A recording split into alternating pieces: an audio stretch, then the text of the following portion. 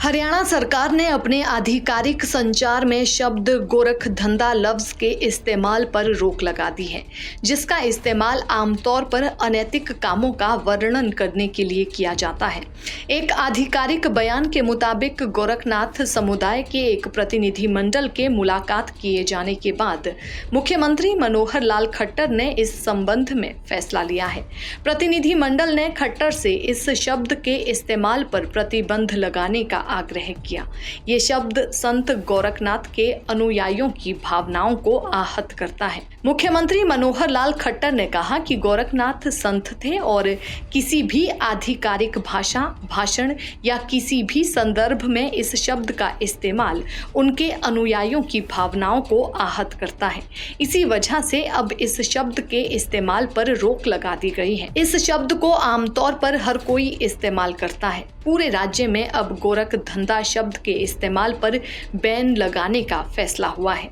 इसका इस्तेमाल आमतौर पर अनैतिक कामों का जिक्र करने के लिए किया जाता है। गोरखनाथ समुदाय के एक प्रतिनिधिमंडल ने खट्टर से इस शब्द के इस्तेमाल पर प्रतिबंध लगाने का आग्रह किया था।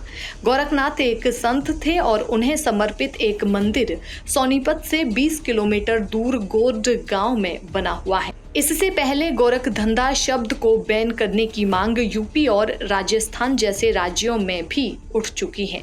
नाथ संप्रदाय इस शब्द को पूरे देश में बैन करने की मांग करता आया है। आपको बता दें कि महान चमत्कारी और रहस्यमयी गुरु गोरखनाथ को गोरक्षनाथ भी कहा जाता है।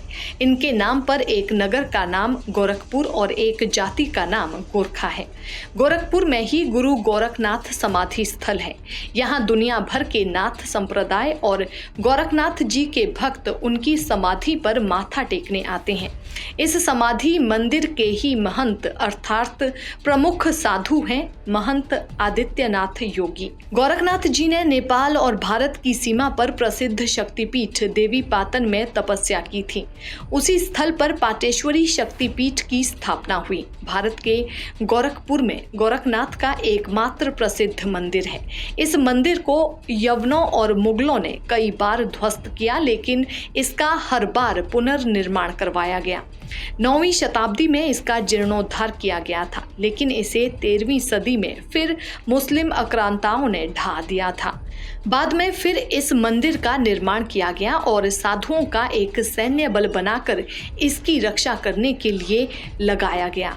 इस मंदिर के उपपीठ बांग्लादेश और नेपाल में भी स्थित है। संपूर्ण भारत भर के नाथ संप्रदाय के साधुओं के प्रमुख महंत है योगी आदित्यनाथ। कोई ये अंदाजा नहीं लगा सकता है कि आदित्यनाथ के पीछे कितना भारी जन समर्थन है। सभी दशनामी और नाथ संप्रदाय के लोगों के लिए गोरखनाथ का ये मंदिर बहुत महत्व रखता है।